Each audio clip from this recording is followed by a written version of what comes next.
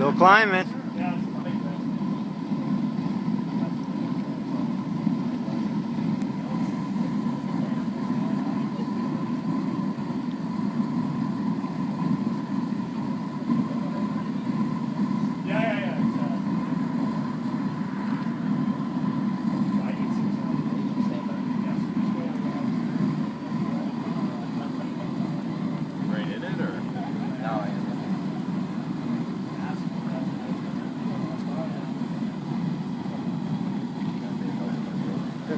I was about 1750. Okay, I need you to go back.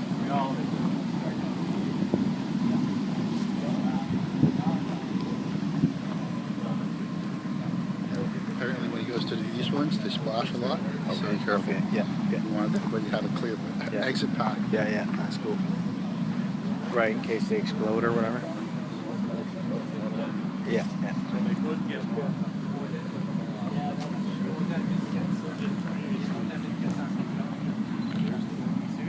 So are these homemade? Is that homemade gear?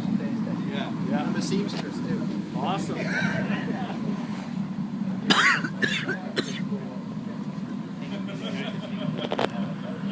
like you got some space to grow.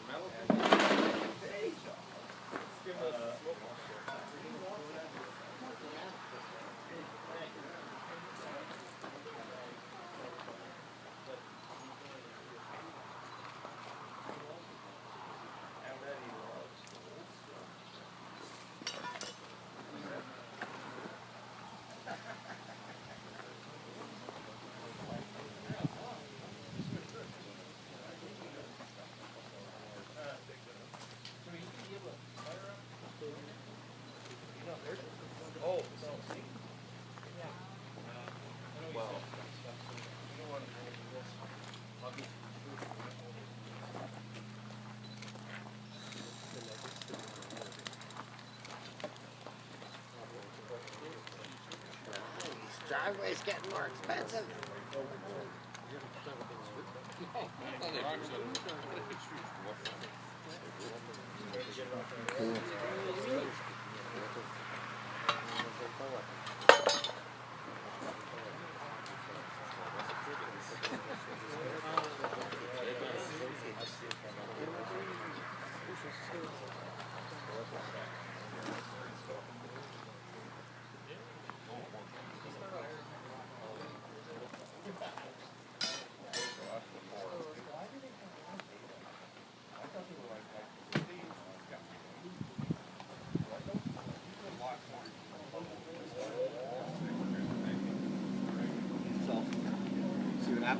Yeah. Yeah, it's coming out. That's what you want, So we're right? lucky we got the shrinkage. So you saw what happened, right? The crucible popped out of my holding shank. Did everybody see that? No? Over here, it popped out of my hook. So I keep everything as close as you can to the ground. You don't pour up high. That happens up high. You got aluminum on the ground. It didn't make a difference, right? It's another reason why you also overfill your crucible. So when you're done your pour, you've got a lot of play. Like when I got to that point where it fell off, I wasn't having to worry about being over here trying to steal the pour over there. It didn't matter. I don't care if it's on the ground. So we had a little bit of a spill over here on the other side. It's not big. And I don't know if you can see it from there. When it cools down a little bit more, I'll get you to come in. But you can see the divots where the aluminum came up. And as it cools, it shrinks back down. And it'll compress. Now, I don't know who saw the mold or not. We actually cut features into it. So there's 2 reservoirs on either side of the part. And the idea with those, they call them shrink bobs, is when your part starts to cool, skinny parts cool fast, big parts cool slow.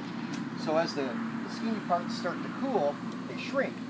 And they'll grab material from whatever's around them that's still mold. So you put shrink bobs in, and it has to be bigger than the part that you're doing.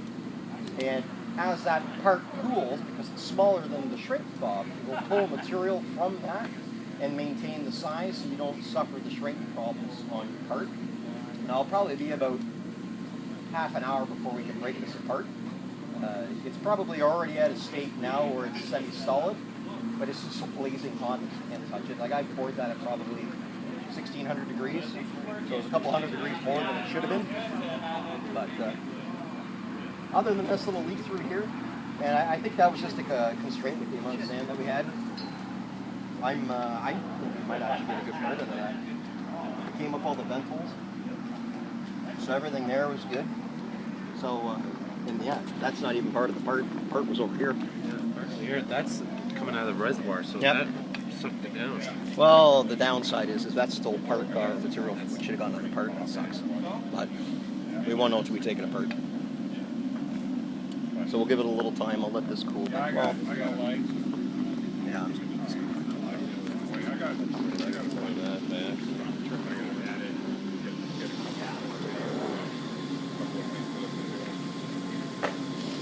That's fucking cool, Jared.